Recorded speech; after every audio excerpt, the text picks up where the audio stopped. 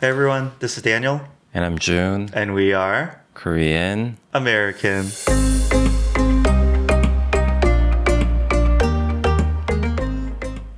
Hey Daniel, Hey June. happy year end. Wait, how was your weekend? Sorry, I was gonna try something new. Do you want to do it? Is this something new? No. I was thinking, what do Americans usually say in the year end for greeting? Oh, Happy year end? no, definitely not happy year end. Happy holidays? Happy Yeah, holidays. mhm. But it's not the holidays yet. It is. It I mean, it's is? basically, it's the. Already? We're recording on December 16th for the audience. Oh, when do you consider the start of the holidays? Okay, formally it's Christmas. Yeah. But I think, like I said, starting from Thanksgiving through New Year's. So essentially the whole month of December is kind of in the Christmas spirit. Well, is that why it's holidays plural?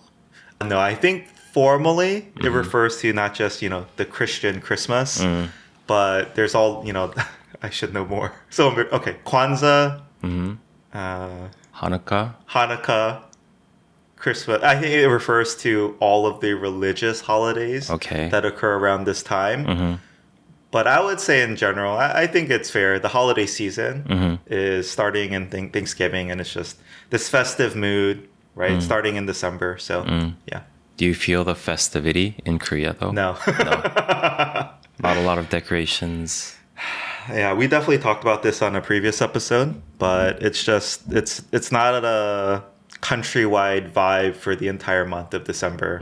Yeah, so even though Christmas trees come up, you see a lot of decorations, you see Santa appearances at the malls and things like that. It's just not the same. Yeah. Especially this year when there's happens to be this political turmoil going Oh, on. yeah. Maybe we should at least reference that. So we have been getting a lot of requests to talk about martial law and everything. Yeah. There was even a world in which we did our first live recording, right? Breaking news, Oh, going to the protest? something like that, right? But I think, formally we'll just wait till our next news recap episode. It's probably going to come up at the end of January. And actually by then, I think the good part is there'll be more clarity on the whole situation. And, we'll be able to actually reflect and summarize the entire timeline and as it goes rather than kind of breaking news. So that's like the silver lining of this, but Yeah, because the entire thing is still unfolding in front of our eyes. very much so. Yeah. Anyways, so I want to talk about what we did over the weekend. Oh yeah, sure. Yeah. So on Friday, we went to 가락시장. Karak Market. Yeah. To celebrate our year end together. So it was a brutally cold day. And then I I messed up the bus thing. What buzz thing? So I think we got off the wrong station. Oh yeah. So we Okay, had to okay. walk a whole station Yeah. in the cold. It wasn't that bad. And especially but the interesting thing is that we were able to go through an area that usually Koreans wouldn't go through, which is sort of like the warehouse area of the market. Yeah. And so we saw these very interesting scenes of these trucks and warehouses with agricultural produce stacked inside. And then Yeah. we didn't actually see the auction happening, but it did say that that's where the auction happens. We saw the one Oh, we auction did see- briefly Oh, yeah, on our we way did. home. Yeah. Like onions and stuff. Was it onions? I There was don't a pile of onions where you said you thought it was apples, but then it turned out to be onions. know. No. Remember at the very end when we were leaving, we saw an auction, and you were like, "I don't even understand half the words the Oh auctioneer yeah, was that saying." fish? It was definitely some sort of seafood. Oh yeah. But So- I've never seen so many onions at once. Yeah. Just imagine the biggest warehouse you can think of, literally full of, boxes on boxes and boxes. And in Yeah. each box is bags and bags of onions. So the reason why we got off the wrong station is because I thought the destination was the market itself, but we were supposed to go to this other building called the Karak Mall for the seafood. Okay. But I set my destination to that warehouse area. Yeah. Which, like, in Korean, it sounds pretty. That Similar. sounded like the place where we should go. Anyways, June, I feel like you feel really bad about this still. that we got off the wrong station. Yeah, you're like, oh, I made a mistake. This is why I feel so bad. Well, not necessarily. I thought it was a happy coincidence, Yeah. but it's just because it was too cold. Oh. For me, at least. I think you were pretty much I was okay. okay. Yeah. We realized that on a previous episode, June mentioned how you're very tolerant of the heat. Yeah. Like you start drinking hot drinks early in the, spring, summer. Yeah. And that when you shower, you can turn it on, like literally max out the hot water, which is crazy. Mm-hmm. But yeah, we realized last Friday that you don't do well in the I'm cold, very vulnerable. which makes sense. You can't have it both ways. Yeah. Anyways, 가락시장, it's like the place where it supplies all the produce for the southern east part of Seoul. Right? Okay. So that was a very interesting scenery. Yeah. And Was then- it your first time going through that? Yes. Oh, cool. Yeah. So milestone for you. It must be even more lively and interesting early in the morning, right? Yeah. Yeah. And then we finally arrived in the Karak Mall. So there's this app in Korea where you can order either for pickup or delivery, all that stuff for seafood in general. Okay. So I reserved. There's an app for everything in Korea. Yeah. That was surprising to me that there's an app for this. Yeah, I reserved beforehand and I saw the reviews because there's so many stalls in the Karak Mall that they basically sell all the same stuff, right? Yeah. But yeah, interestingly enough, there are certain stalls that are more popular. So I found one that looks good, and then I made a reservation for what we're gonna have, which was the yellowtail 대방어회. Yeah. So we picked it up, and then we went to this area where you can just get seated Yeah. and order like some side dishes, right? We waited. I thought it would go up to 2 hours wait, but Yeah. it wasn't that bad, Not right? too bad, yeah. We waited for about 30 minutes, A little right? over. Yeah. 35 minutes. And then we got seated. I think you really like the lively, kind of like the atmosphere. Oh, yeah. Crazy, chaotic. The booty was amazing. The booty was amazing. The 분위기 was amazing. That should be our title. For the audience, we had recorded I guess our first non-podcast related content, right? I think that's true. And posted it. And June used some AI transcription service. Yeah. And it translated 분위기, Yeah. which means atmosphere or vibe, to booty. Yeah. And so, And we knew that it did that, but we thought it was funny, so we left it there intentionally. well, don't say we. I didn't know. You didn't know? I didn't know. You just posted it. Okay. Yeah, and then after that, so how was the by the way? So good. It was It was good, right? delicious. Yeah. And especially the value. The 가성비 was insane. Ah, I mean, this is so much like sushi, sashimi, yeah. that both of us couldn't even get close to finishing it. And I mean, it was like $65 US. I was kind of disappointed in you Why? Oh, that we couldn't finish it. because I knew that it was a bit more than I would usually order. Yeah. But I knew that you could eat more than me. I can't eat that much these days. Yeah. It's nothing like my youth, June. But it's interesting that you mentioned 가성비. Yeah. Because maybe it's coming from an American point of view. Because I thought it was too 비싸. Oh, really? That much sashimi on a platter, I would feel good paying 100 US. 100 Yeah. US. So that would have been, wait, 130. You know the Korean better than me. So Yeah, 14만 원. But yeah, I think so I went to another famous fish market the week before. I personally preferred the atmosphere there because it's less chaotic, it's more modern.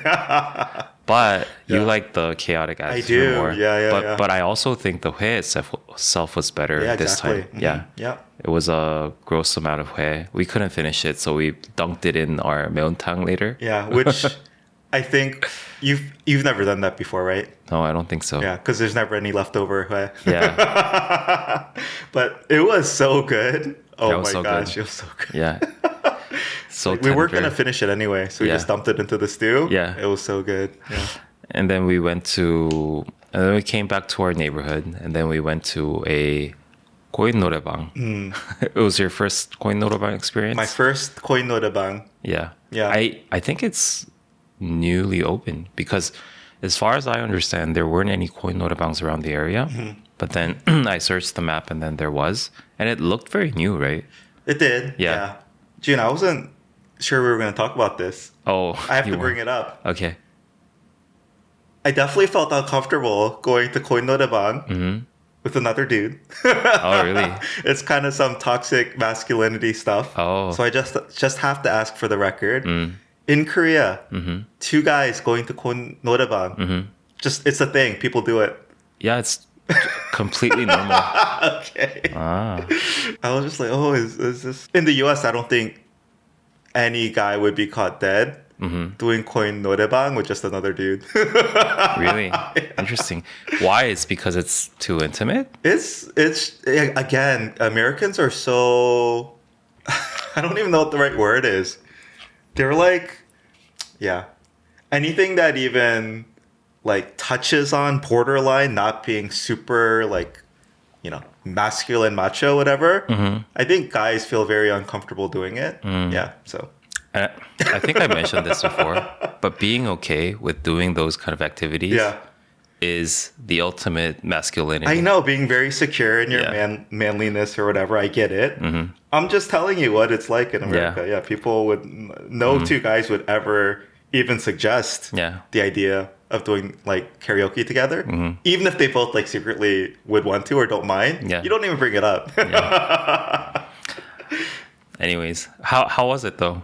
It was fun. Yeah, I mean, we were there for a very brief moment. Yeah, my main goal in going, June, was so that I could kind of learn the ropes, so I could do it again myself later if I wanted to, for the experience, etc.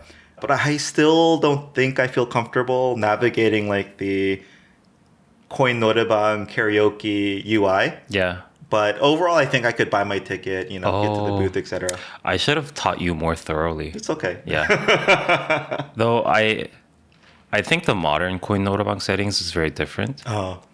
I mean, the very definition of a koin norebang is that you put in the coins, like the 500wons for per song or something. Hence the name koin norebang. Yeah. But I think nowadays it's like all very modernized. Yeah. Like it has a kiosk and then you can, purchase it with your credit card and all that. That's how we did it, right? Before you actually brought coins with you? And like you paid 50 cents per song? Yeah. Oh, that's so cool. Yeah. It's almost like pay telephone vibes to me. Payphones. Kind of, right? Yeah. And then on Saturday, I went so my friend is in like this amateur orchestra. Yeah. And they always have like their year-end annual performance. So I went there. That was kind of like, it was cool because it gave a lot of like holiday vibes because they performed a lot of like Christmas carols and stuff like that. That was cool. And then the impeachment happened on Saturday too. So that was like all over the news. Yeah. I'm generally kind of indifferent with all this. I don't know why. Like the politics stuff? Yeah. I'm like, anyways. But it is big news in Korea. Oh, it's obviously. It's big news internationally, Jim. Yeah. That's something I want to talk about later. Just like the international perspective on this versus actually living here perspective on it. Yeah. Sunday, I watched a movie. In the theaters? Yeah. Let me guess. Is it an American movie? Yes. Gladiator 2? No. Moana 2? No. Wicked? Yes. Ah, nice. Yeah, I just randomly stumbled upon like a review of the movie on YouTube or something. And, like they said it was really good.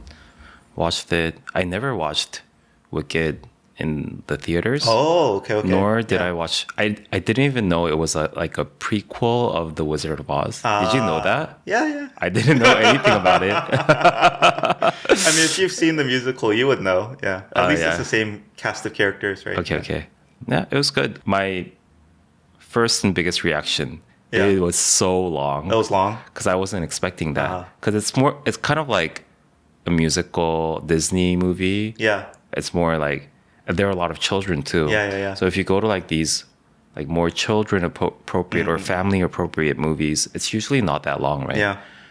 But I think it was like almost 3 hours long. 3 hours? Yeah. Okay, I thought you were going to say like 2 hours. Something. When is this ever going to end? Kind of. But it was good. That's the trend, June. I think Disney movies, in my mind, should be 90 minutes. Yeah. It's like perfect. But they're getting longer and longer. We watched Moana 2 with our kids. I think it was over 2 hours. I'm not sure. I fell asleep for sure during So it wasn't good. No, you. it's more just like, I think a lot of parents would agree. It's hard to stay awake in these kids' movies. It's like the perfect time to take a nap. All parents are pretty much exhausted. Yeah. But yeah, these movies keep getting longer and longer, June, like our podcast episodes. Isn't that interesting? Because a lot of most of the contents these days are getting shorter and shorter. Maybe it's the new like trend. Short form video. Yeah. Is it the new trend? I don't know. Yeah. Anyways, how was your Saturday and Sunday? Pretty uneventful. Yeah, pretty chill. I feel like you say this almost every week. Yeah, June, this is parent life. I think a lot of parents would know. I would like, as a single person, I would imagine your weekends would be more eventful if you have children, because you have to think ahead, like think about what we're going to do for the weekend for the children and whatnot. No?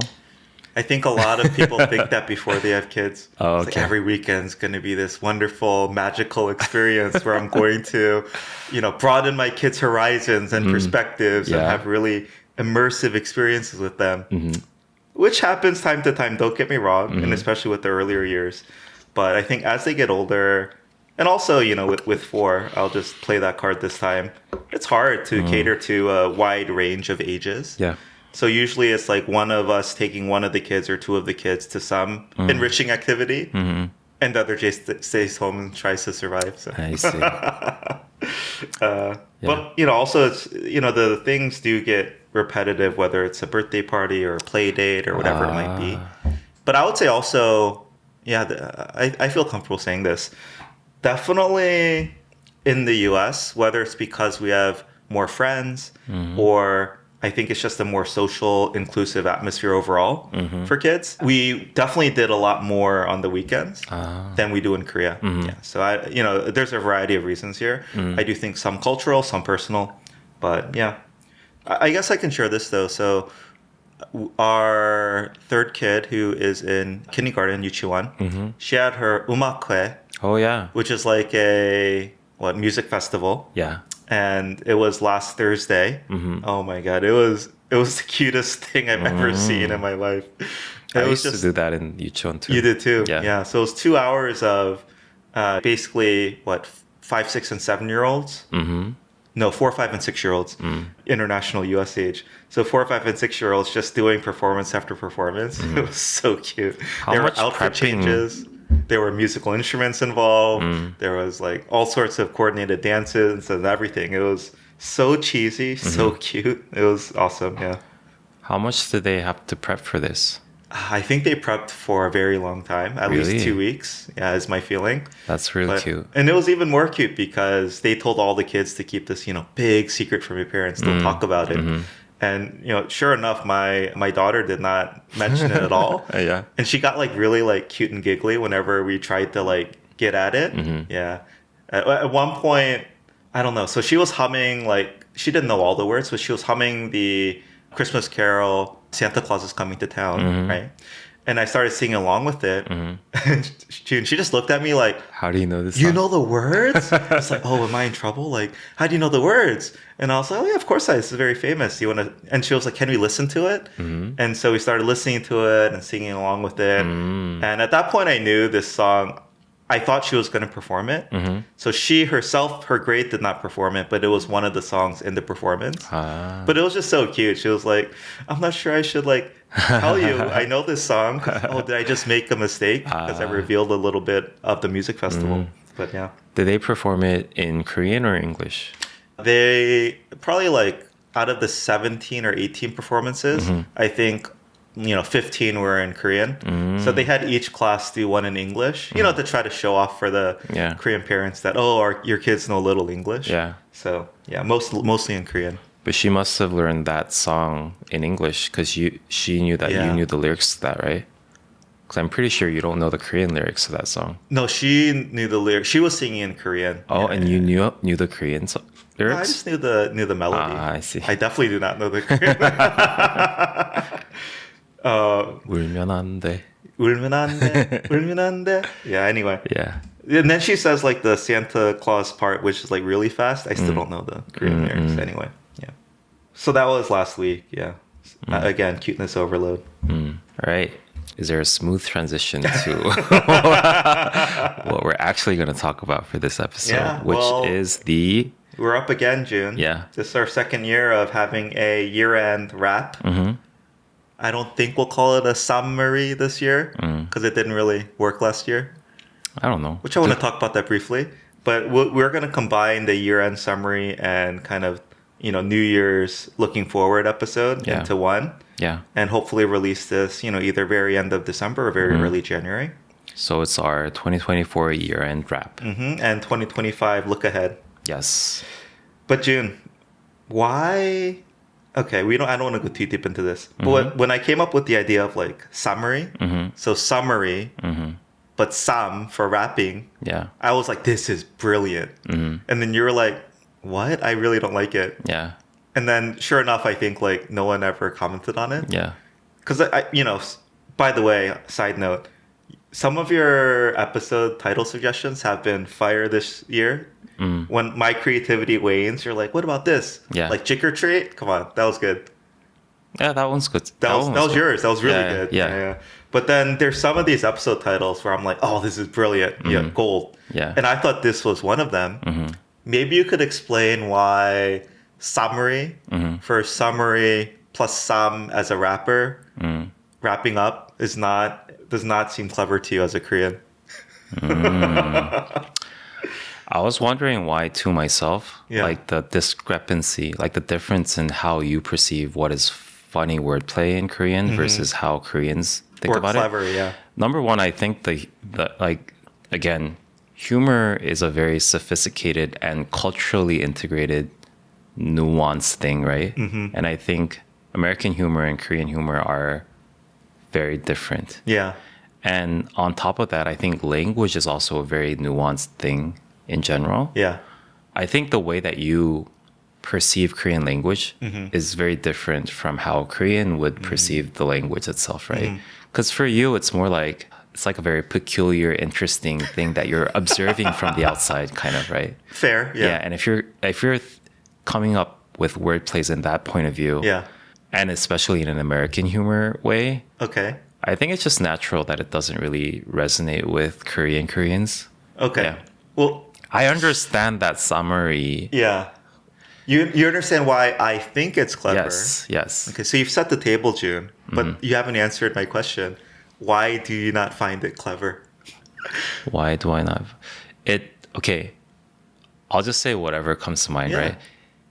As a Korean, it sounds very childish and not like a sophisticated level of Yes, humor. okay. Yeah. That's the feeling I get from Koreans when I do my Korean wordplay. Yeah. It's almost like what your kids would do. Yeah. Yeah. It shows like you just don't understand what you're saying. You're Yeah. saying it wrong. You're using the wrong word in the wrong place. Yeah, okay. But I do appreciate the creativity is because you're viewing it in a almost like a very objective lens, like the language itself. And definitely it's something that I would, number one, never come up with, but also can never think of also. Interesting. Yeah. So I think it was very interesting when you come up with that. But I just think it's kind of like It falls Yuchuan flat. level. Yeah. What's that term for childish? Yuchihe or something? Yeah, 유치해. Is that related to Yuchiwan? I think so. Yo, mind blown. Okay. But anyway, yeah, people think I definitely get that feeling when I try to use this Korean wordplay things Yeah. with Koreans. They're like, you're just kind of dumb. Like, and not only dumb, but like, how could you even think that's funny? Yeah. It's really deflating. Anyway, maybe my Korean American peoples out there will support me. I always want to come up with a good English equivalent of this, but I just can't. Okay. All right. So yeah, let's do it, June. 2024 wrap up Yes. summary. and 2025 look ahead. Yes. Suffice to say, this was a huge year for our podcast. It's like almost like the year that almost determined Whether it kept going or not. determined what our channel is today. Yeah. Almost. Yeah. Did you happen to look at your resolution from last year? Yes, I think I sort of did. Okay. Let's see how we did. Someone mentioned it, so that's why I wanted to bring it up. Yeah. I mentioned for goals for 2024 was experiment with multiple camera angles and more video content. Well, okay, no. Should we go line by line? Oh, sorry. First, you said upgrade the gear a little bit, Yes. which we did. Did we? A little bit. We Yeah, definitely got that. did. But like at the very end of the year almost. Did we not have these mics? I feel like the mics are new too. No, we had these mics. We did. I think so. Okay, so it's just the audio interface. That's what I think. Is that right? No, we had one in the middle for a while. When did we But get that was like for a very brief moment. Okay. That's what I think. We did not use more angles in our videos, so we still didn't really show the front of our face that much. No. But it's getting lower. And For lower. me, the reason for not doing that is because You want new cameras. I think buying new cameras is the easy part. I think editing for me is Yes. So the part that I worry the most if we have multiple angles. no, but June, looking at the video angle of our 2023 year-end wrap and 2024 look ahead. Yeah. We've definitely We still had the bird eye It's view. still like an awkward 30-degree bird's eye angle. So we have gone down a little bit. You know, we did go to a Korean baseball game. I guess this was mine. Yes. And talking about sports, and I think we did tackle some of the more, what's the right word, complicated topics, like Jung, like Han, right? Yes. Like these are things that I had always wanted to talk about, but we weren't sure we'd get to them, which we did. Yeah. I think some of us also mentioned introducing guest speakers, which we did, Yeah, which we I did. will mention later. I think we had three guests. 3, Yeah. a lot more. Or like three guest episodes. Yeah, 3 episodes with guests. Yeah. No, 4. June. Oh, Young Grace, And then maybe you're skipping Wiz, and then AM. Oh, AM came on. Yeah. That's one I forgot. Yeah.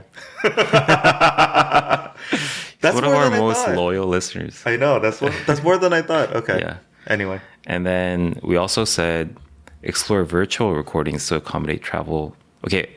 Which we did one. Yeah. For the record, I'm looking at the ChatGPT summarized version, so it might be exactly what I said verbatim. But explore virtual recordings to accommodate travel or schedule issues, which we did once Yeah. for episode 32. Shout out 32. Manual automatic sliding doors, which we recorded on February, surprisingly very early. Yeah. We knocked that one out.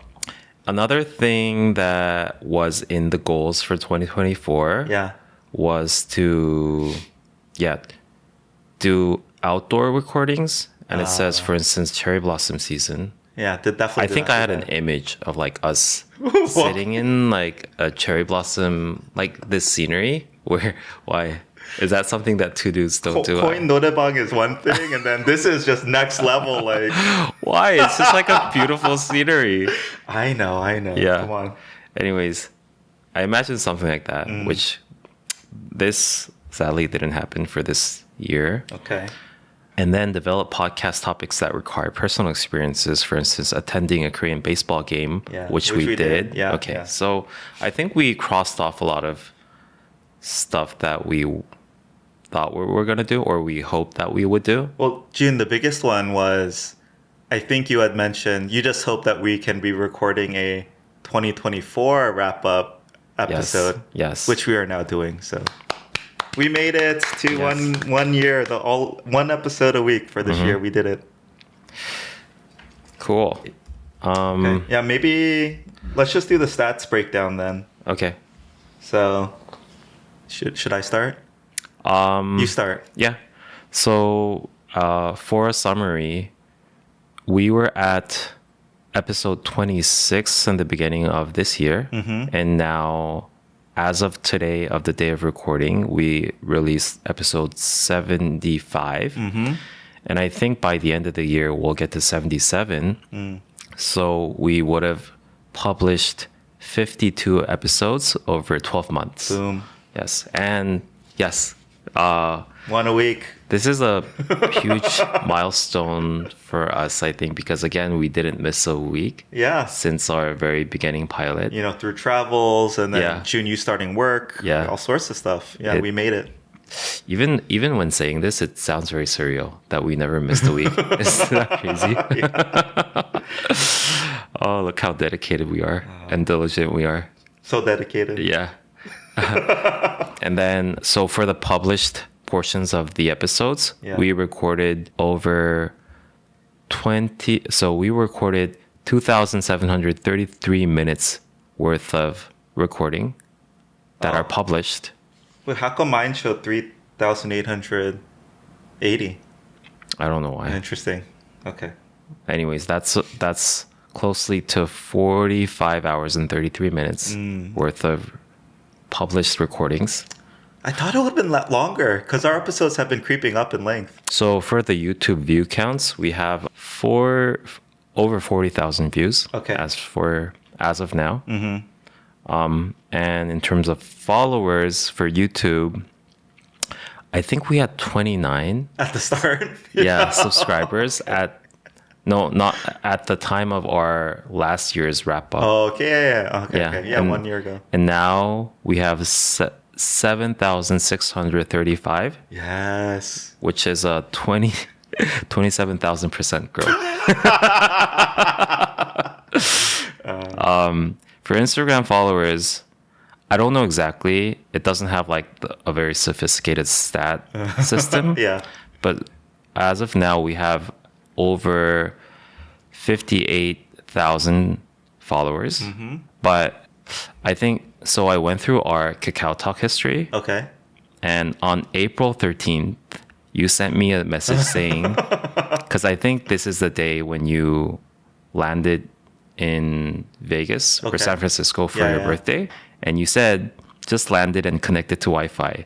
750 followers? What's going on? Oh, yeah. It started blowing up. Yeah, so on mid-April, we had 750. Yeah. And now we have 58,000. Yeah.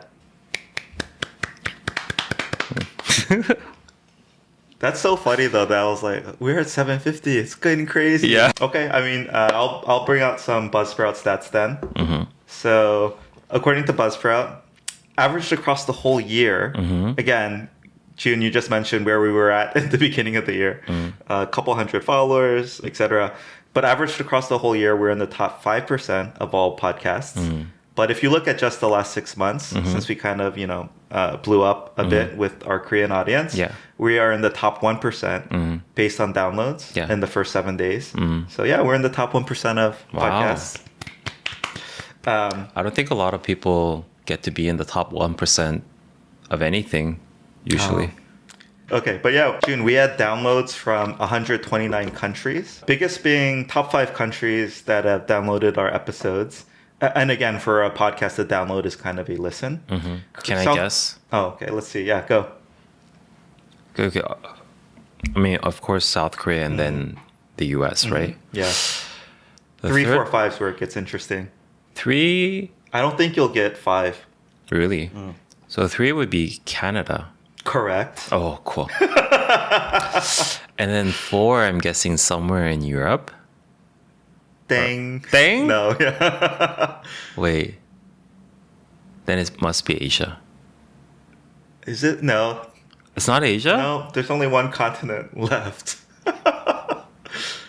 Wait, Africa? No. But you Basically, said- Africa, South America, we have nominal downloads, like 50-ish total. So probably one listener has gone through our catalog. But You say there's only one continent left? wait, how'd you get Canada as number 3? It's just proximity to the US. I thought you were going for English-speaking nations. Oh, like the UK? I already said no to Europe. Yeah. English speaking nations. Oh, Australia. Yeah, yeah. Oh, cool. Which has a tiny population, but still, yeah, Australia is our number 4 country. Number 5 would be, so you said I'll never guess number I 5. think 5 is hard to guess. Which continent though? Asia. Asia. Must be not Japan or China because you said it's hard to guess. Hong Kong. Japan. I would have guessed Japan number 3, maybe. Really? Yeah. Oh, okay. Proximity again. I would never have thought Japan. Yeah. Okay. I guess because in my mind, I would have gone, okay, English speaking where podcasts are popular. And I don't think Japan's either of those. But, yeah. Anyway. So you said 129 countries. Yeah, and those are our top 5 based on downloads. Our top 5 episodes in order. Do you want to try to guess? I think I already have the stats for that. Oh, you did? Yeah. Okay. So our top 5 episodes according to podcast downloads, again, not Instagram, not YouTube, etc. Number 1 episode, Keeping Up with the Kimses. Yes. Our parenting episode with our guests, Young and Grace, who we hope to have back Young on. and Grace. Thank you. Number 2 episode was Lucky Vicky. Trends. Number 3 was my U.S. trip recap. Yes. So reflections basically on being in America for all of July this year. Yeah. Our 4th most popular episode was Small Talk, featuring Connecting. Shout out Connecting. A general culture. Yeah. And number 5 was MBTI. Oh, really? Yeah. I only knew up to 1 to 3. Oh, okay.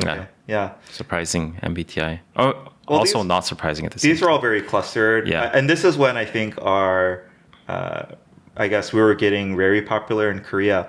So these are episodes, between 56 and 67. So yeah, that's definitely when it felt like it was kind of peaking. Yeah. As far as growth and popularity Yeah. in Korea. Okay, so I have the stats for both long form videos, which is YouTube, and then short form videos on Instagram. Yeah. Surprisingly, the long form videos popularity is pretty different from the audio only. Oh, interesting. Okay. So can you guess what number 1 is? For what is this again? The YouTube videos. Yeah. 흑백 요리사. Yes. Yeah. Episode 65, Culinary Class Wars, has 6,000 views, ranked number 1. And then second one is very surprising to me. It wasn't Keeping Up with the Kimses? No. That's actually number 3. Not Lucky Vicky? Not Lucky Vicky. I don't know then. I got nothing. Yeah, I don't know why, but it's episode 50, Korea, North or South. I think it's your daily life episode, right? Okay. You know my take on that? I recently saw a post on some Reddit podcasting thing around what's very important for podcasters to grow. Not that we actively try to grow, but which maybe should change in the future. But according to this podcast post, the number 1 most important thing, June, is the title and the thumbnail. Oh. So I think for that one, episode 50, Korea, North or South, I think the thumbnail and also the title is kind of more interesting. I see. Yeah. Fun fact about the YouTube stats, because our number 1 most popular episode is Culinary Class Wars, which has 6,000 views. And I went back to our 2023 wrap up and we did the same stats thing. Yeah. And you know what was the most popular YouTube video at the time, 1 year before? No clue. It was Hold the Onions. Oh, yes, that's right. Hold the Onions. And you know how many views we had for it to 50? become 60. So isn't this interesting? It's exactly 100x, because our most popular episode now has 6,000 views. Oh, 100x. Yeah. So if we extrapolate 2025, 6,000, we're going to have 600,000 views. Hopefully. Yo, let's go. And my reaction when you said 60 views, my reaction to that was like, oh, wow, we have 60 views. So that's cool. Cool. Moving on to the short form videos on Instagram. Yes, most popular reels. The most popular reels was the one called 한국 헬스장의 위생 상식이 미국과 다른 점. And I think this is the one that got us to blow up, right? Yeah, I think so. Yeah. The thing we're talking about, how there's like outside shoes and inside shoes, but then they don't care about wiping the actual machinery, right? Which had 928K views. Oh, we didn't almost hit 1 million though. Yeah, almost hit 1 million. But June, the stats are a little bit inflated now because you pinned 3 videos to the top of our Instagram profile, which I think is now artificially increasing those 3. Are we? Anyway, it's a small thing, but Maybe. Oh, that's right. yeah. That's yeah. Anyway, this is the most menial topic. I mean, it is a very stark difference between the two countries. Yeah. So I'll give it that. But I would never have picked this particular topic to resonate so much or get so popular. Oh, maybe the top 3 are all the ones that are pinned, right? Again, I think you pinned them because they were popular. Yes. But they became even more disproportionately popular because they're at the top of our Instagram Reels profile. Yeah, so second rank is the comment, like reading comments and reacting to that. 신발 신고 방에 들어가는 땡땡들, which had over 800K views. Oh, okay. And then the third is 미국에서 아시아인에 대한 편견이 많이 없어진 이유, where you talk about like the BTS Asian male syndrome. Asian male syndrome, which has 733K views. Yeah. Cool. And another fun fact about the short form video stats is that a year ago when we were doing the review, we were super excited about this TikTok video that went viral. Oh, yes. It hit like 5,000? 4,700 views. Yeah. And we were super excited. Yeah, I'm impressed that you remember this. June, I want to say though, none of this is memory. It's all intuition. Oh, wow. Really? I mean, it's informed by memory. Maybe you have top 1% intuition.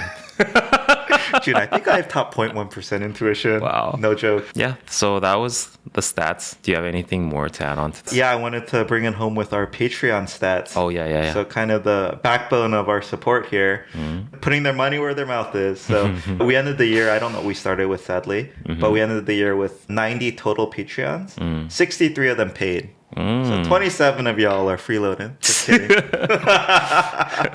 And 63 paid supporters. That's, again, much more than I would have ever imagined. So thank you all so much for your ongoing support. Thank you.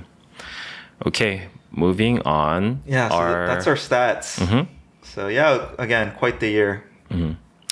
Yeah. June, I want to have a brief aside here. I think at our peak, our trailing 30-day downloads of our podcast was around 41,000. 41,000. And now we're somewhere around 35,000. So down a little bit. Do you think we've peaked as far as our podcast? No, not content? at all. I think there's a lot more room for us to grow. Okay. A lot more. Oh, okay. Yeah. Good. I'm afraid we have, but I think I have a renewed energy. We'll talk about it more later. But June, I wanted to use this as a way to ask you, when do you think you've peaked in life? Or are you still peaking? When do I think I peaked in life? Isn't it sad that I can already pinpoint a time that I peaked? Maybe not. I don't know. But it depends on like what are you talking about? About Just, what? Take what it at peak face is. value. Yeah, whatever it means to you. I think I feel like I was the most happiest. I think I mentioned this in some episode in my last year of grad school. Yeah. That is a good time in life. Yeah, because I was super stressed throughout the first 3 years. Because it was my first time studying a new field, and I was like constantly struggling and trying to like find my way. Yeah. And then the last year is when I kind of felt that I kind of know what I'm doing. Then also I had the freedom to do whatever I wanted to because that was my thesis here. So I had a lot of freedom. I had a lot of control in what I wanted to do. And like if I just wanted to not think about school, I just could. Yeah. And that's when I first started exploring the neighborhood. Wow. After 4 years. 4 years, yeah. You first started. Wow, And then the city. That was just like a good life. Yeah. Yeah. I got a bike and I like rode around the city. I talked about this, right? No, I don't think you Oh, have. really? Yeah. I went to like. This is news to me, so I Really? don't think, even off the record, I don't think you've talked about And then this. that's the time when I was like really regularly exercising. Oh, wow. Okay. Like I was very healthy. I felt like mentally and physically very healthy. Yeah. Like explored like farmers markets, like weekly farmers markets, and like I like tried like cooking with like these fresh ingredients. And Wait, so June, have you always been a hipster, or is that when you became a hipster? I don't think I was ever a hipster. You're still what? We didn't mention you're wearing glasses. Oh yeah, Which I mentioned like, oh, I haven't seen you in glasses in like a year because you got LASIK. Yes. And then I said, June, why are you wearing glasses? And I said it's concept. No. So I Geek chic. I wore glasses throughout my almost entire 20s and 30s. Yeah. For about 20 years, right? So I have a lot of glasses. And last year, was that just last year? It was last year. I think it was in the past year, yeah. I got LASIK. Yeah. So I have like these, like a bunch of glasses that I never wear. So I decided to put like, we call it like blue light, like blue light blue light protective lenses. Yeah. So I wear it time to time. When you're looking at the screen for a long time, yeah. Yeah. But mostly just for fashion. June, you're a hipster. Yeah. Okay. You wear non-prescription glasses. I mean, do I need to go on? You make your own ice cream. You don't read Hangang because it's too mainstream. I mean, you're literally you're in a rock band in Korea. It's not common. Your definition of hipster. Okay. Thank you. Thank you. And you said thank you to that, so you're not like. Anyway, ultimate hipster. Yeah. Anyways, I don't. So I don't consider that as a peak. But Peak happiness. Peak happiness, definitely. That makes sense. I mean, I think the two things that stand out to me are you're in a place in life where you know you're supposed to be in that moment. Like there's no question. Yeah. And you're doing well in that moment. Yeah. And you also have kind of infinite possibilities ahead of you. Yeah.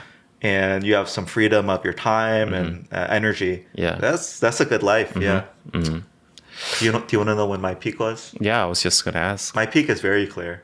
8th grade. 8th grade. Yeah. 8th grade is. I was what? Wait, 8th 13? grade. 13? Eighth, Yeah. yeah, it's 중이, right? Middle school, you would say 2학년, right? Second year middle Yeah, school? Yeah. 중이. 중이. Sorry, 중이 means 8th grade? 중학교 2학년. Okay. Yeah. 중이. Yeah, another short. So that was my peak. This Yeah. is very clear in my life looking backwards. Yeah. Yeah. Why? Where do I start? I'll list a few things that make me realize in hindsight I was peaking. Again, I went to a middle school. I think my class had maybe 300 kids. So around 300 8th graders. Yeah. And we had like the 8th grade Olympics in the school. Ah. And again, Asians were a minority. So Yes. a lot of white, a lot of black. And I was one of the 4 8th graders selected for the 8th grade relay race team. Oh, wow. So I was very impressive I was for pretty Asian. fast. Yeah, Yeah. I was fast. And then not only that, we had like in the US they do this thing called like the Presidential Fitness Award thing. And just to see, I think measure I'm sure some president had started this to be his legacy about like keeping American kids healthy or whatever. Yeah. But I was out of the 300 8th graders, I think, number 1 in this thing called the shuttle run, which is where you just like basically run back and forth. Yeah. And then I was number 2 in softball throw. So how far can you throw a ball? Ah. So just athletically relative to my peers, Oh, I see. I think I was, and That's definitely a peak. yeah, athletically definitely peak relative to my peers. Of course, in high school, I stopped doing as many sports. I stopped growing as tall as my peers. So definitely fell behind. But athletically, I think I peaked. 2, June, there was this, again, I went to a pretty nerdy school as well. There was a nationwide competitive programming competition.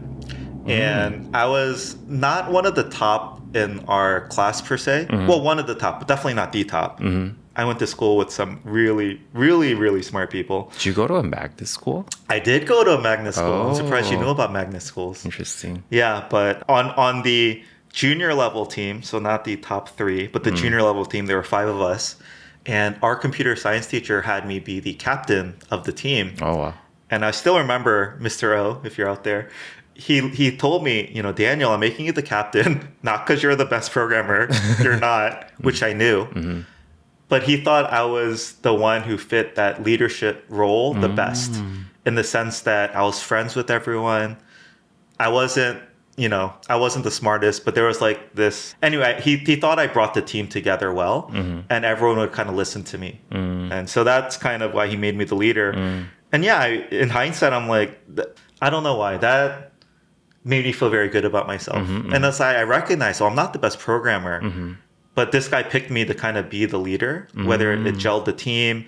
I had this confidence about me and just this like easygoing confidence, I would say. And then the other one was, I don't know if we're going to this all happened on 8th grade. 8th grade, yeah. I don't know if we're going to include all this, but there was a kind of nationwide math competition. And again, out of the entire county of 8th graders now, not just my school, I want to say there were, I don't know, maybe tens of thousands of 8th graders. I was one of, I think, 3 8th graders that got to join along with the trip because it was for high school students, but they picked, you know, a few middle school students to go along. So I was one of the 3 in my county to kind of go and, you know, represent our county at this nationwide math competition. So Also living up to the stereotype.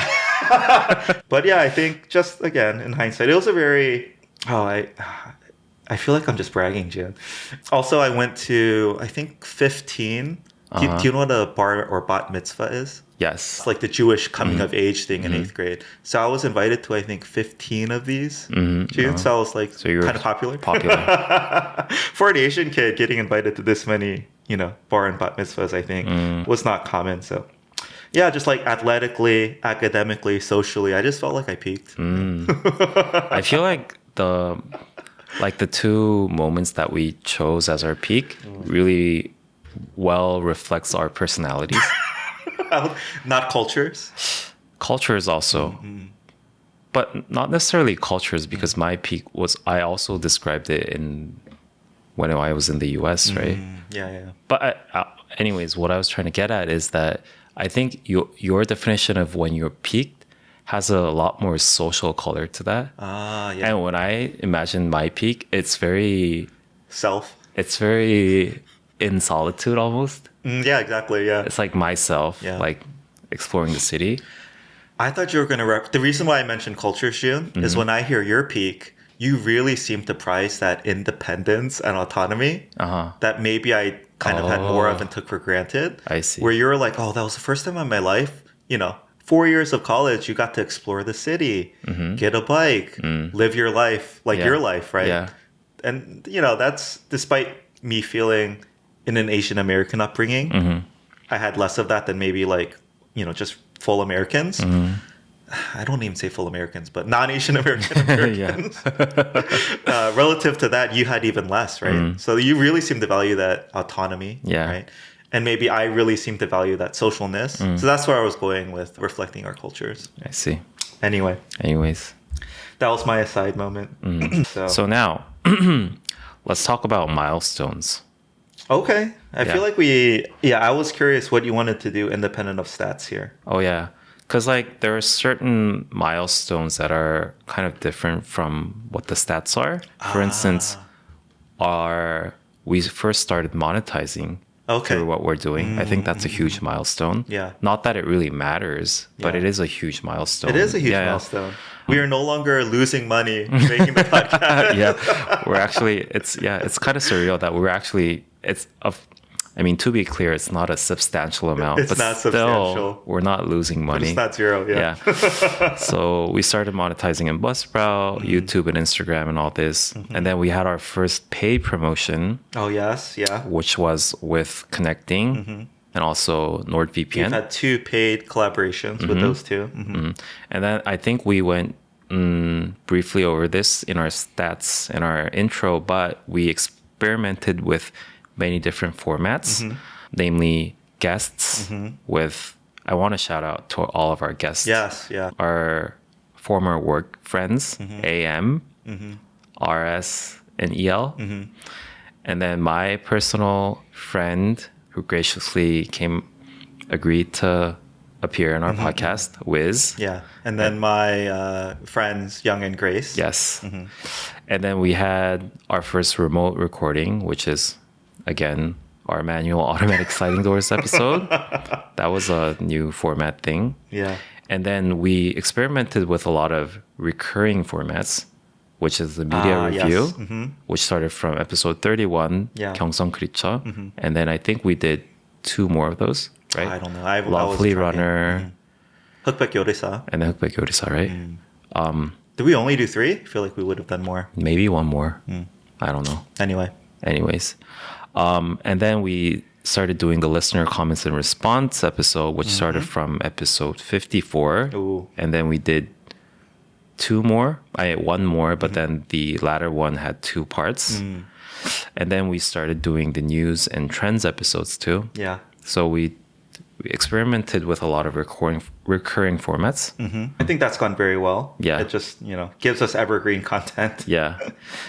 And then I don't know if you realize this, but we started doing new thumbnail formats. Did you realize did. this? Yeah. Yeah, because we always had the same format of like the font and then the title on that it's overlaid to the thumbnail. Yeah. And starting from episode 69, which is fairly recent, we started experimenting with new thumbnail formats. I noticed, June. Oh, At thank first you. I thought it was a mistake. I was like, oh, the title's not on this thumbnail. Is that intentional? It was intentional because I realized that a lot of videos utilize the opportunity to put something else than the title on the thumbnail itself, because you can always put the title as a text format. Makes sense. Yeah. And then I don't know if this is a milestone, but this is a fun fact that maybe our listeners would find interesting. Okay. We have a lot of AI integrated into the entire process Yeah. of our production. Isn't that, it looks very, bootstrapped and low key, Yeah. but we do use a lot of AI. I think all creators are now. It's starting from the editing and then creating the descriptions and then creating the quotes and generating the thumbnails. Oh, I am curious if our audience has noticed our descriptions have kind of changed. Yeah. Maybe very robotic. Yeah, but it used to be, June. That was one of the more annoying parts. Yeah. Just like putting together the description. Yeah. It's like if AI is 60% is good for 5% of the time investment, it's worth it. Yeah. So it's a kind of a secret. It was a secret, but we auto-generate our descriptions. Yeah. And a lot of AI goes into creating our short form videos as well. Oh, that I didn't know. Oh, it's just like the subtitles. Oh, okay. Yeah. But okay, you should clarify that. Yeah, but we don't cut. There to are be many clear, services to auto cut and determine the highlights, etc. But we don't do that yet. Yeah. Yes. Yeah, that was the milestones. Oh, cool. Okay. Yeah. I thought you were going to list another one, but I'll talk about it later. Oh, okay. I mean, okay, June. Let's do it now. Yeah. What has been your single most memorable moment of the pod? Yeah. So are we going into highs and lows? Let's do it. Okay. Single most memorable moments. I have a lot. Oh, a lot. That's cheating. I have 2 moments. Okay. Number 1 is when we hit rank number 1 Oh, stole it. Yeah. in the Korea podcast chart. Yeah. Yeah. So literally, we were the number 1 podcast across all podcast categories in South Korea, Yes. according to Apple Podcasts. Yeah, It's brief. not like some, Korean Podcast Association.com. Yeah. Apple Podcast, June. Yeah. Had us number 1 across all categories. It's crazy. That was really surreal. Yeah. I feel like we should have done more self-press around that moment. Because it only lasted a few days. Yes.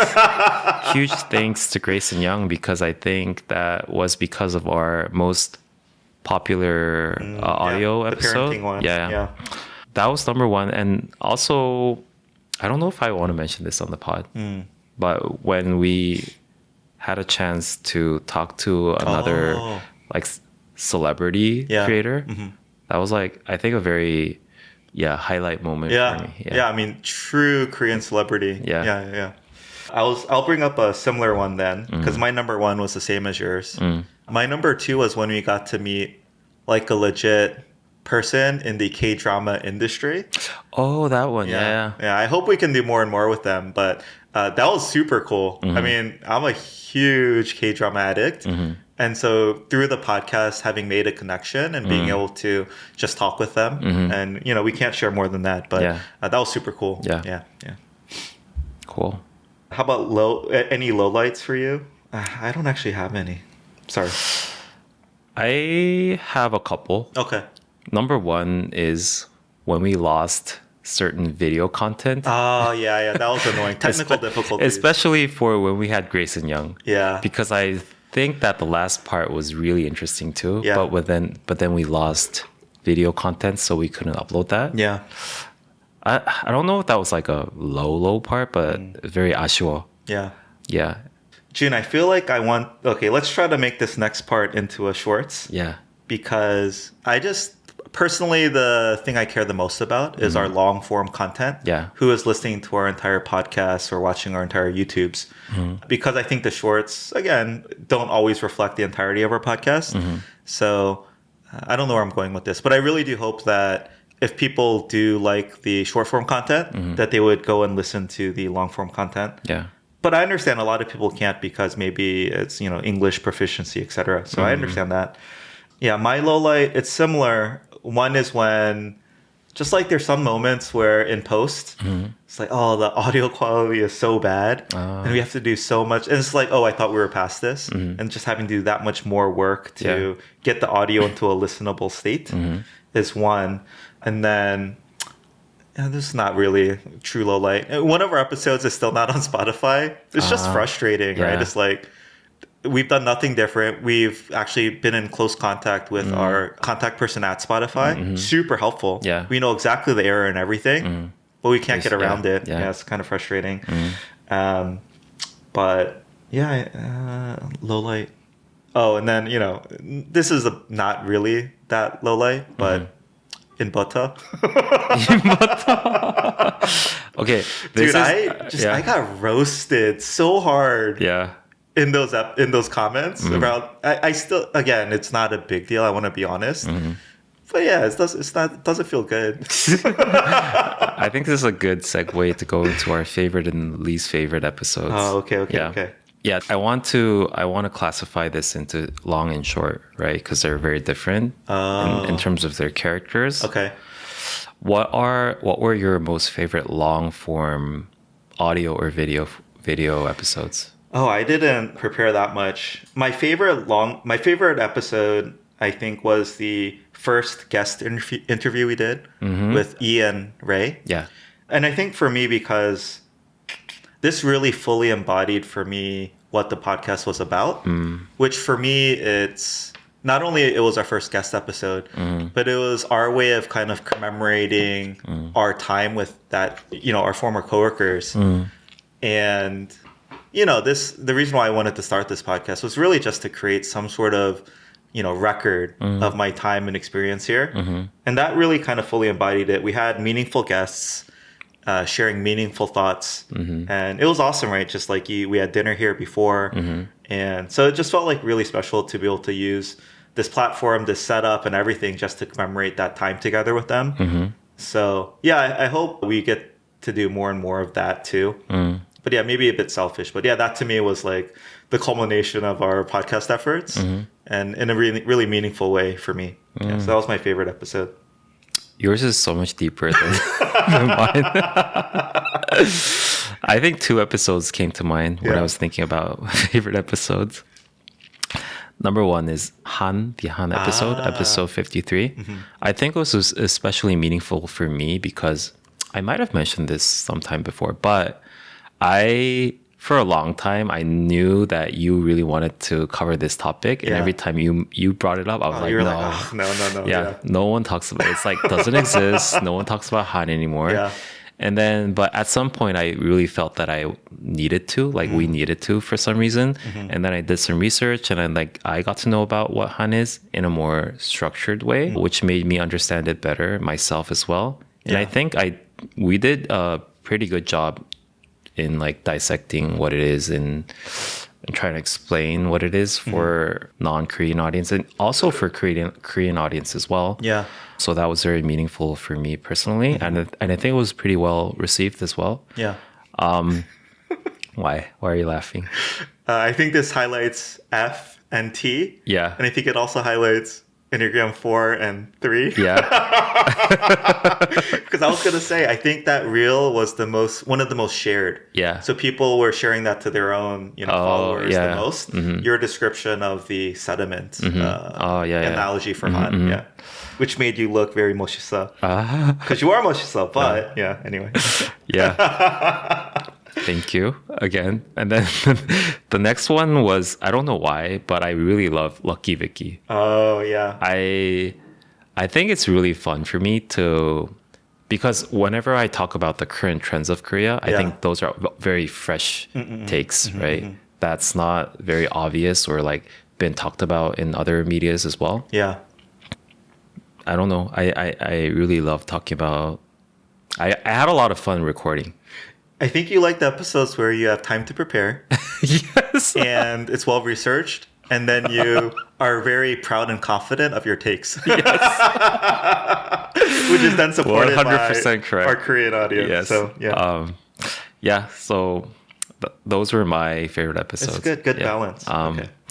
My least favorite episode, I'll go first this time. Okay. Is we have two. And I think they're very close together in their published dates, which is the When You Wish Upon a Dragon Ball episode. Yeah. And I think not because the content itself was not interesting or like the topic was not interesting. I think we were not well prepared to talk about this. For sure. Yeah. Yeah. And it's very Ashura because Dragon Ball was a very integral part of my childhood. So we could have had a more interesting conversation. I think so. But just because of a lack of preparation, we couldn't.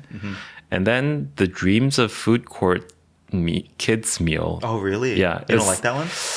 It's just not very interesting to me because we're talking about Japan, which I think it's interesting because neither of us are Japanese. Yeah, it was a new format almost that we're talking about a different country.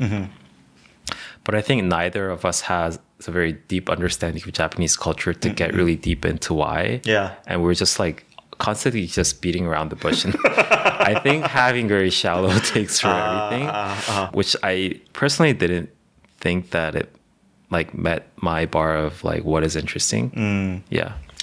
Okay. I'll defend both of those. Not that I feel attacked, but yeah, the Dragon Ball one, I do agree. Yeah. Even after recording, we were like, is this publishable? But that was kind of my homage to my son, who is still like the most biggest Dragon Ball fan and nerd I can imagine a 9-year-old kid to be. But so, when Akira Toriyama passed away, it's like true legend in the industry and one of my son's heroes. So that was kind of our way to honor that. Yeah. So I felt okay about that, even though I admit the content was not that interesting. And then, I don't have a least favorite episode per se, to be honest, but I do, maybe transitioning into future or not. But I was going to say, June, I think we both recognize again, two men talking about topics. So I really hope we can have a more regular female perspective on the show. People have asked like, oh, is Daniel's wife willing to come on? And earlier on, she was very willing to. But I think now a combination of us getting bigger and also things like, just getting slammed for inverter and things like that. And, some of the more, let's say, mean or rude comments, I think she's less inclined to come on. I see. But I think we can find a regular female perspective and guest. I think that would be good. So I'd say my maybe low light for the whole year, though, whole season of 2024 episodes is not enough guests and not enough diverse perspectives. That's true. I resonate with both of them. June, do you have any favorite short form because you do all the reels cutting? Yes. But surprisingly enough, you already mentioned one so I have two. I know, the sediment one. Yeah, the sediment one. So June, which short form makes you look the most awesome? Wait, Wait, are these not the same?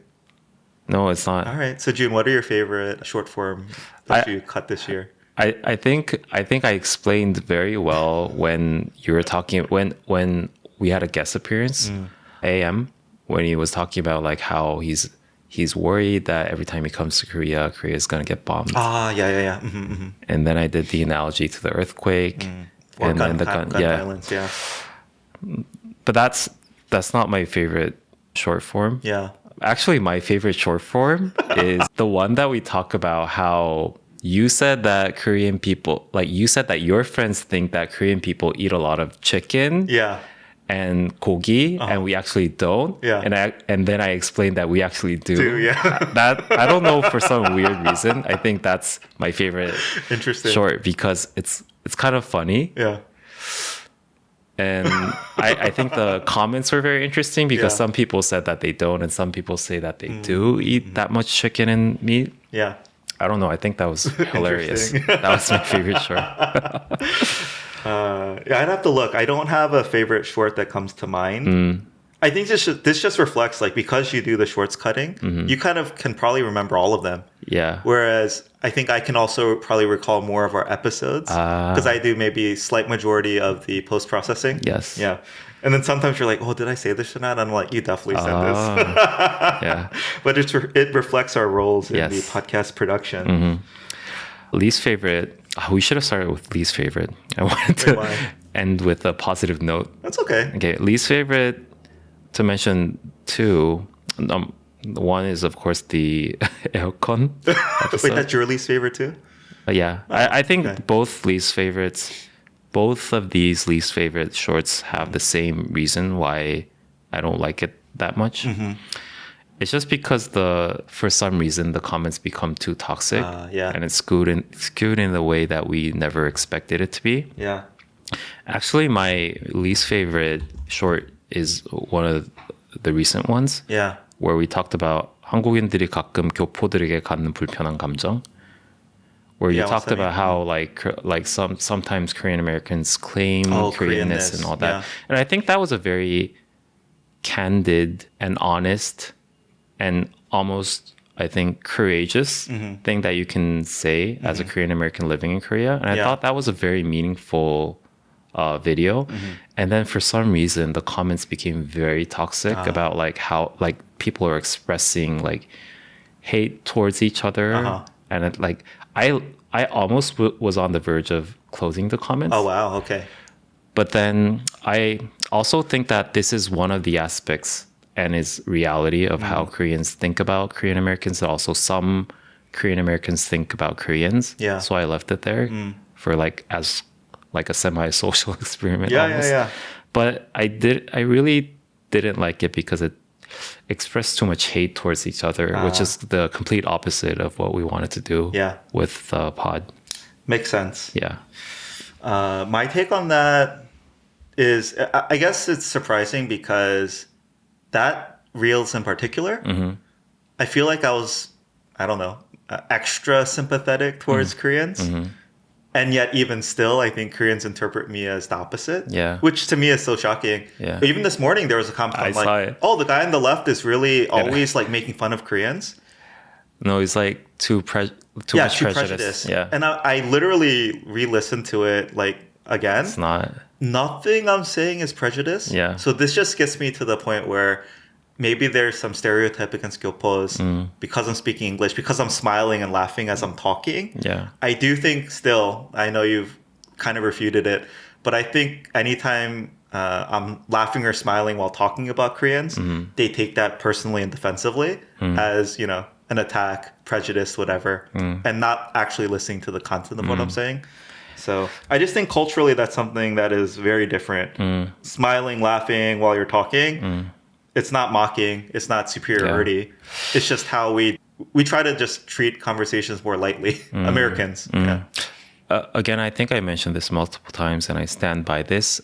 I don't think it's necessarily because of the manner of how you express or convey your thoughts. It's just because I think sometimes Koreans are very self-conscious about themselves. And that's why. June, I stand by my laughing, smiling as I'm talking as being extra triggering for Koreans. Yeah. Okay. Okay. Right. Yeah. Let's move on. We have 3 sections left. Yes. So the next thing we wanted to do in this year-end wrap and 2025 look ahead is, let's reflect on 2024 and we can kind of monologue a bit. Yeah. I wanted to do both podcast reflections and also personal reflections from 2024. So, yeah. June, you want to go first? Okay. For podcast, I just feel just the immense amount of gratitude towards where we at right now and all of our listeners who supported us for us to be here, where we're at today. It was just a wild ride, right? It's just something that we would have never imagined in our wildest dreams Seriously, when we started, right? And I know that, of course, we both agreed that we had slightly different perspectives on this, but you specifically said that you'll keep doing this even when we have no listeners.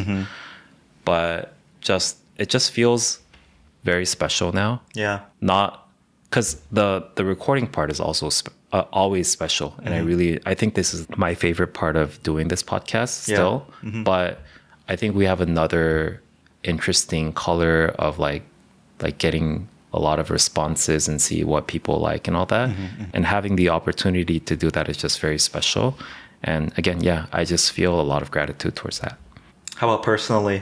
What was your 2024? Personally, so 2024 is just like me trying to settle into my new work environment because I started going to a new workplace starting January of 2024. Oh, really? Yeah. Was it that early? Yeah. Okay. So my entire 2024 was just about like adjusting and trying to, figure things out in my new work. Yeah.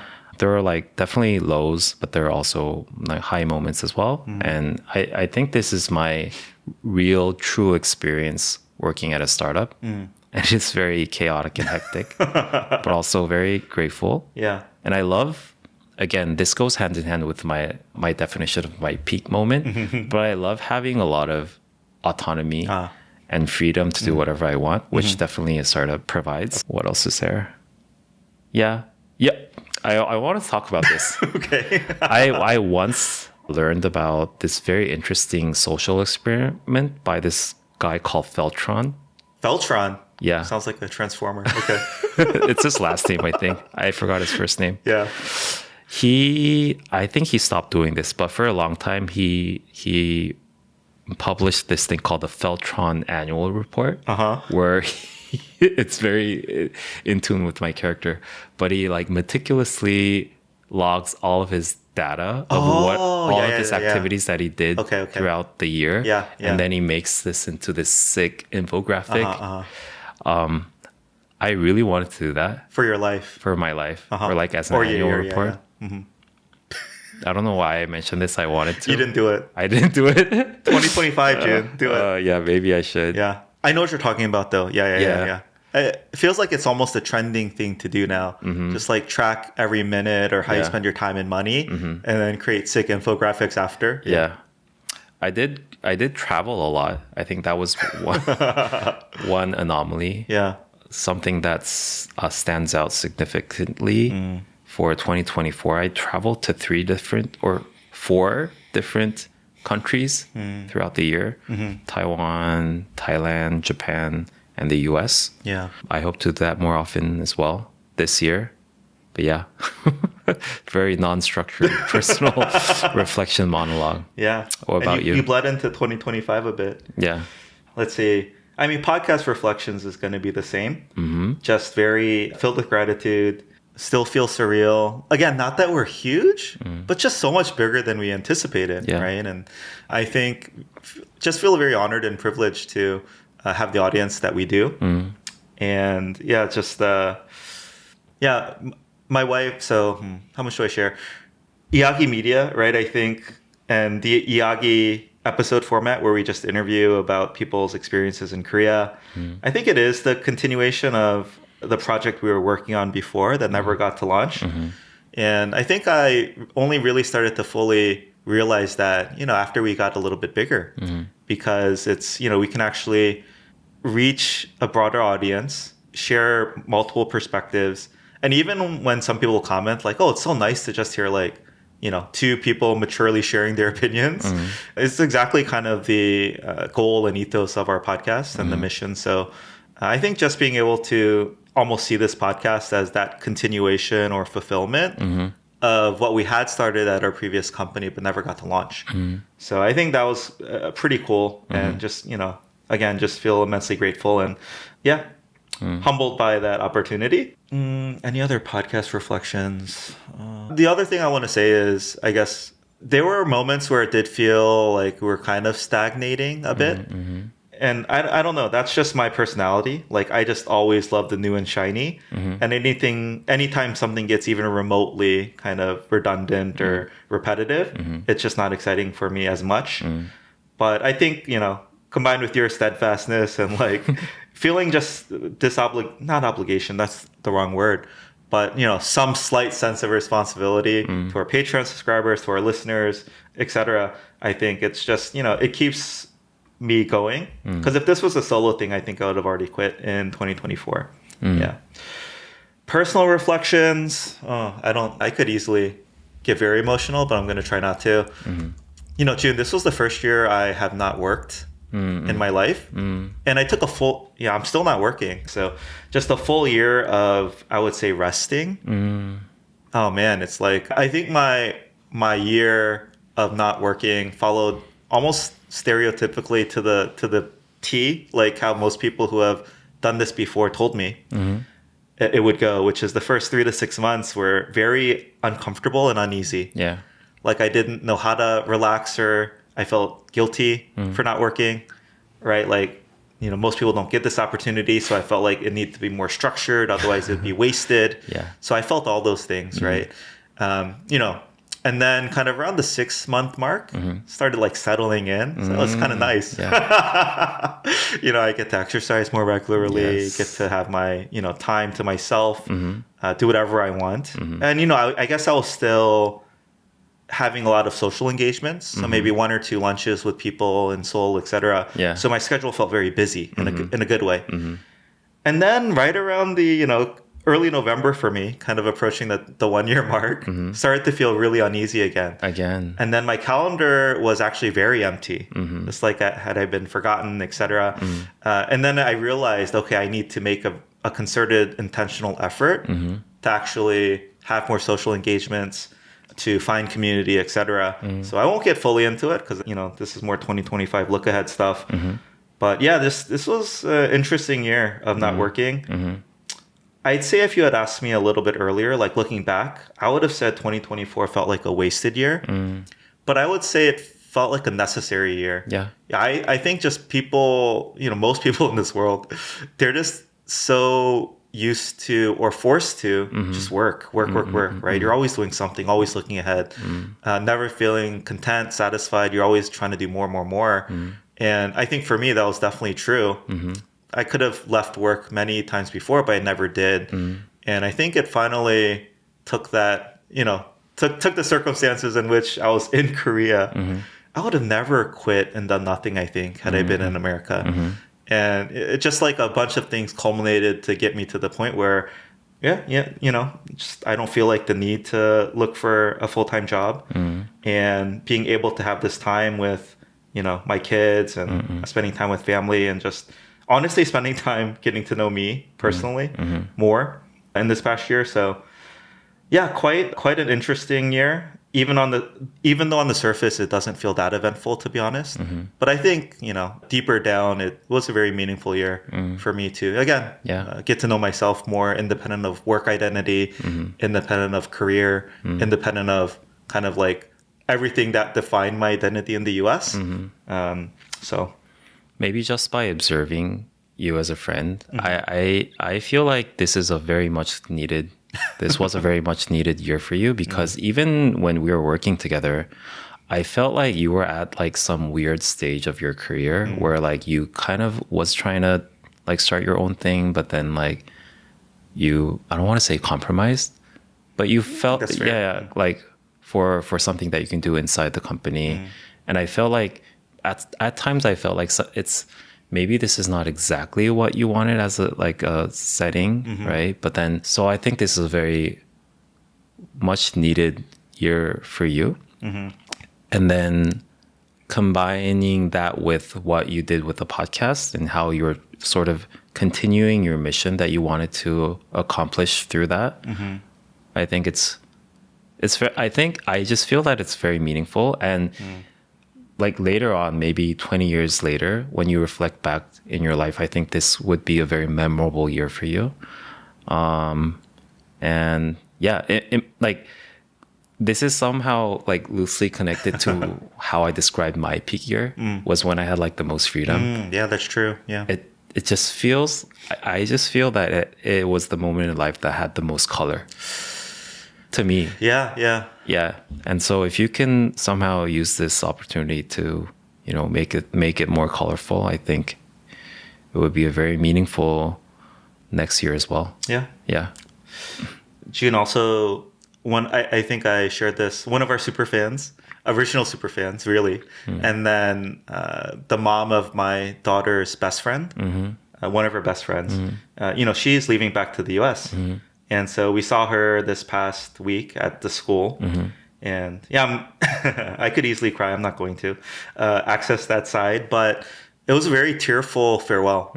And definitely when you, not only because, you know, that person made our life and time in Korea so much more richer, especially our daughter's life, etc. But you can't see that from my perspective and not think, okay, you know, what's it going to feel like and look like when we eventually leave Korea, if we eventually leave Korea. So I'll talk about this more a bit in 2025. But I think, sorry, I'm rambling a bit. But when we came back from the US after spending 1 month in July, we really wanted to decide like what's the future. You know, it feels very, very uneasy every day not knowing what's our long-term plans. Even fully knowing that plans get derailed all the time, but even having a plan, I think, is a big deal. Whether we're going to stay in Korea, if so, for how long? Whether we're going to move back to the US, if so, when and where. But every day waking up not knowing that feels very uneasy. I have to be honest. I guess what I'm getting at is, yeah, seeing that person leave and just be so, you know, emotional, etc. I guess makes me feel already like just so much gratitude for my time in Korea, for the people we have met and gotten to know, yourself included, of course, but just all the friends and, you know, family we've gotten to know while in Korea.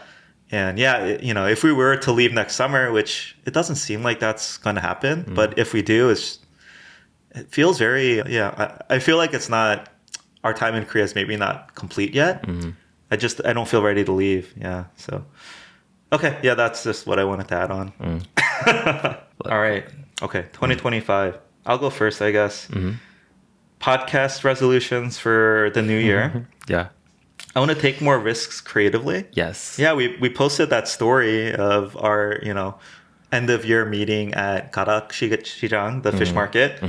And it felt very awkward. But after listening to it and seeing it before posting, kind of felt normal and natural. And I think we got a good response from people who sent us comments like, oh, yeah, more of this, or so good to see your actual face and like hear about your life outside of the podcast. So just encouraging.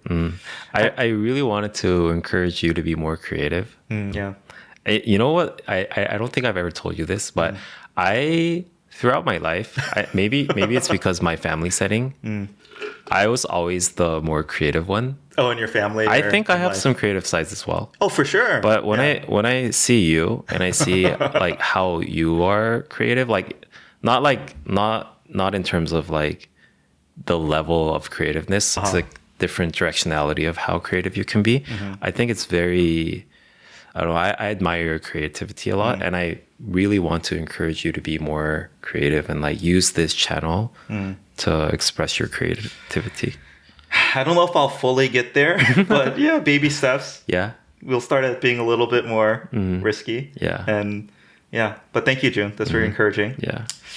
I want to definitely get to 10K subs on YouTube. I think we can do that. That being part, too safe. Yeah, you mentioned this during our, you know, Karaoke dinner, and that was very surprising to me. Oh yeah. Because I don't think you ever mentioned like a very concrete milestone like that you wanted to hit.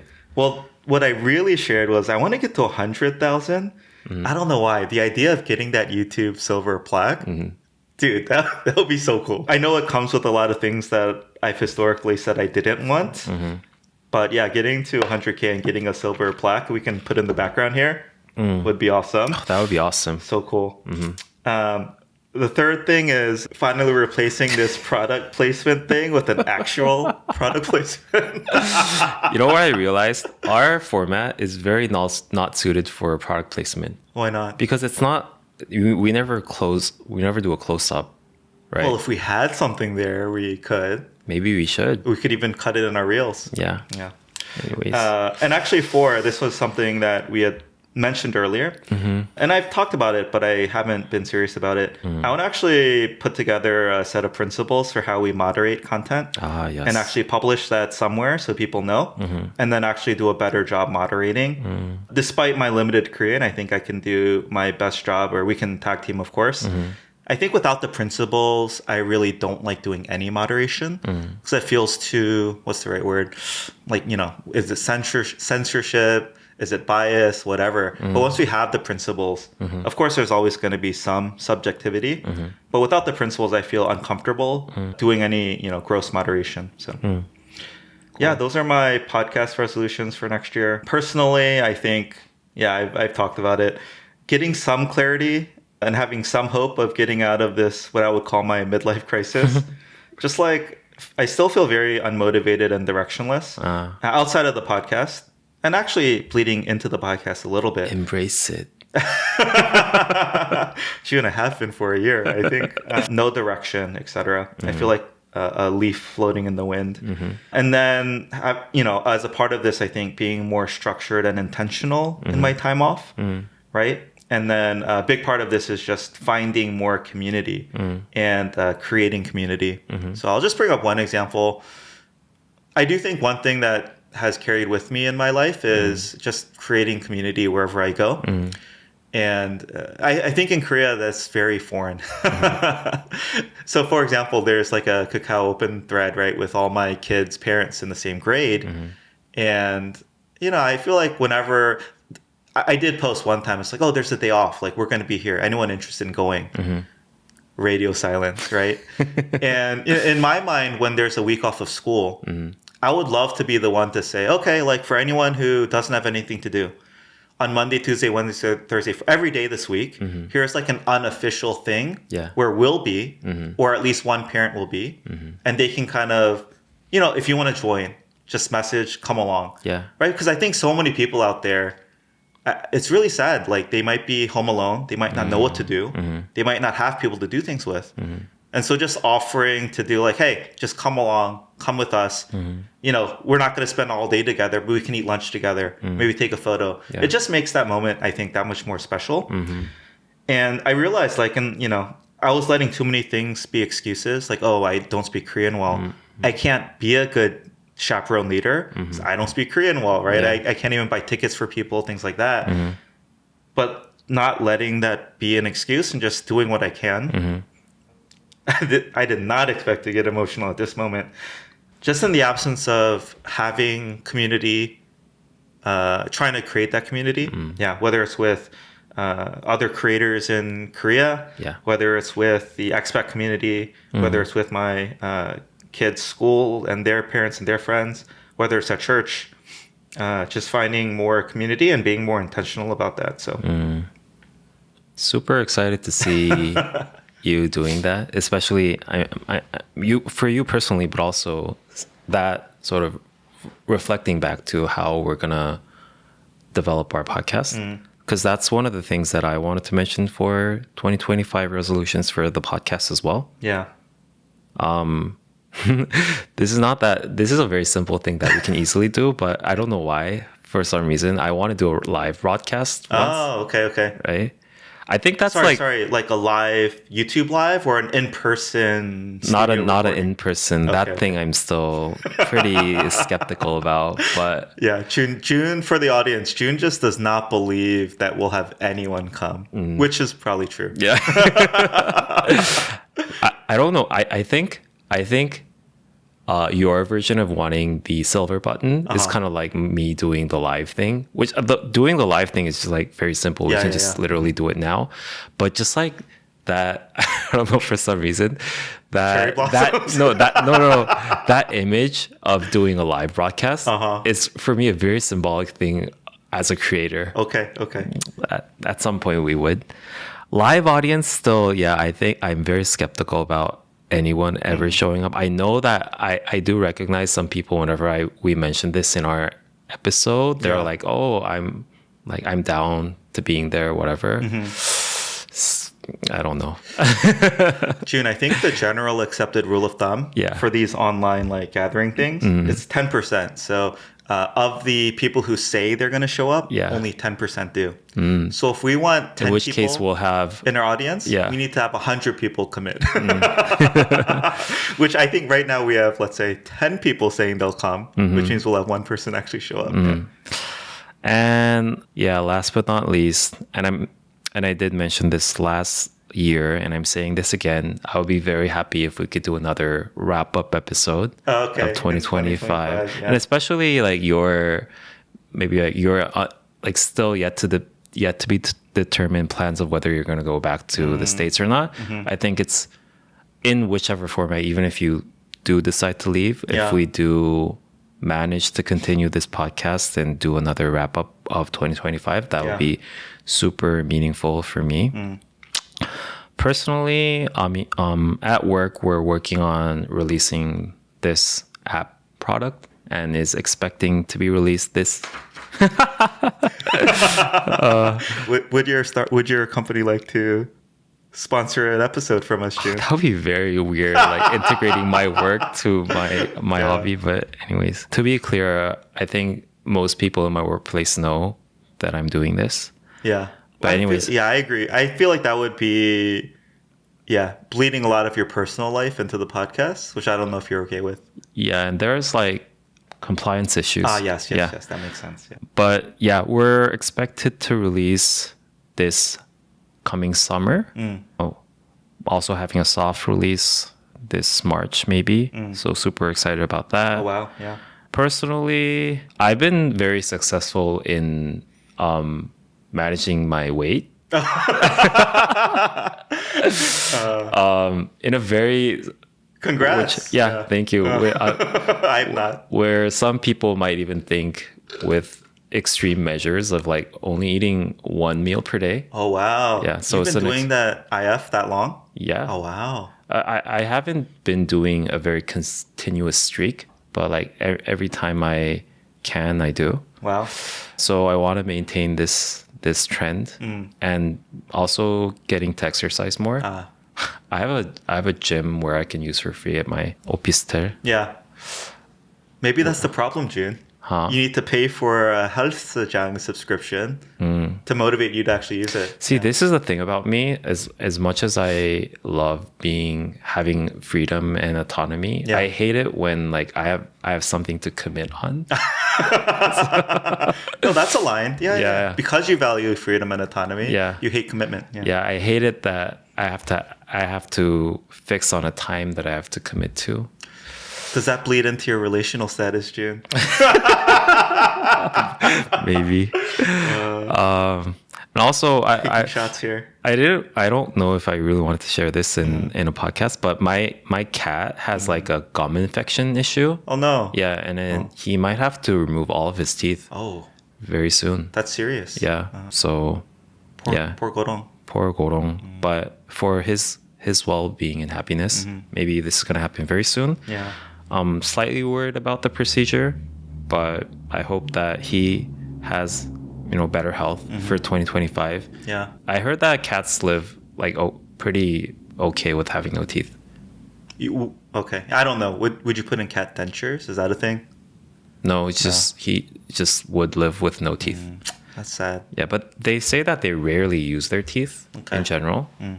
So, but anyways. Got it.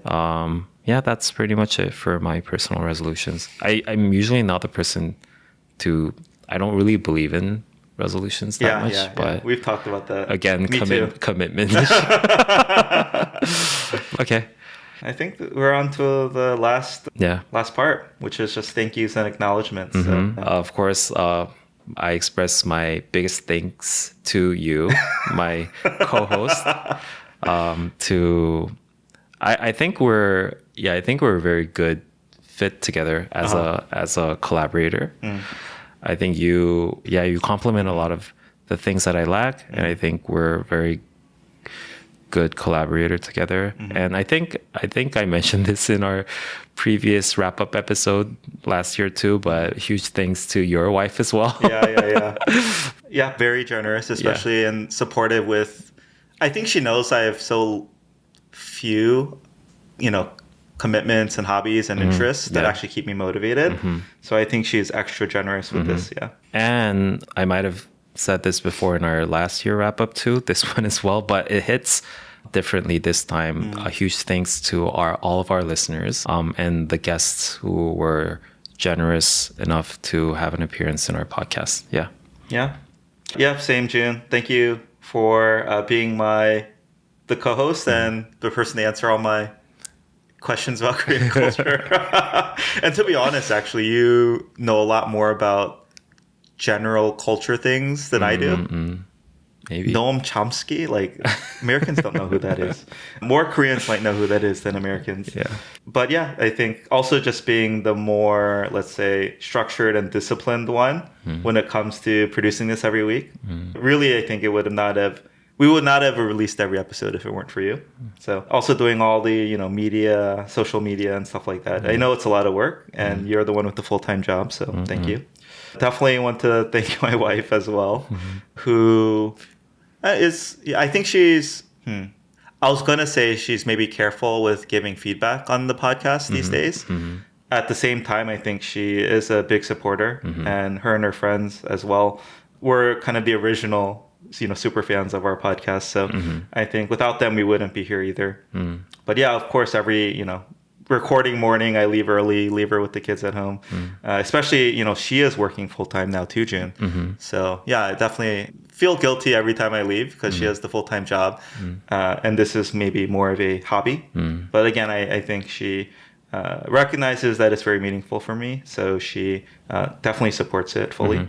Yeah, thank you for all the Patreons, fans. I think especially the people who write in with the more meaningful long-form content, whether it's mostly through email, but sometimes through Instagram Direct or Discord. I think those are especially meaningful to me. And yeah, even to the haters, I think it gives me good perspective. I think hearing a different perspective, being more grounded as well. And yeah, of course, thank you to all the fans. So yeah, it's been a great year of the podcast.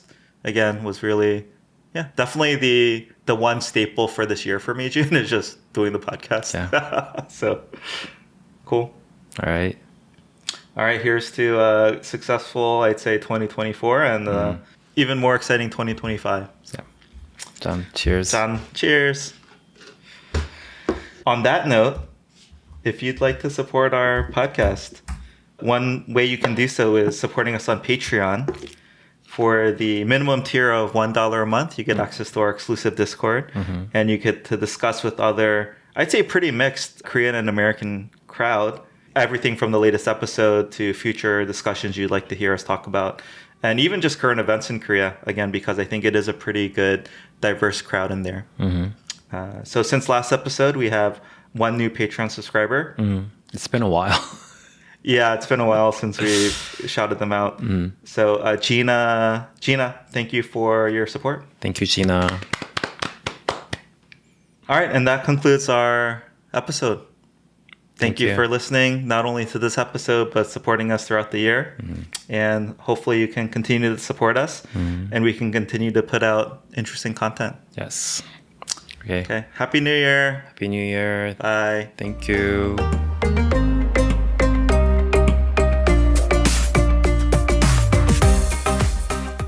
For instance, cherry blossom seasons. Hold on, my mom's calling. Risky click, I'm gonna take it. Hi, Oma. Hello. Hello. Oma, can you hear me? Oh, Hi, Oma. Hi.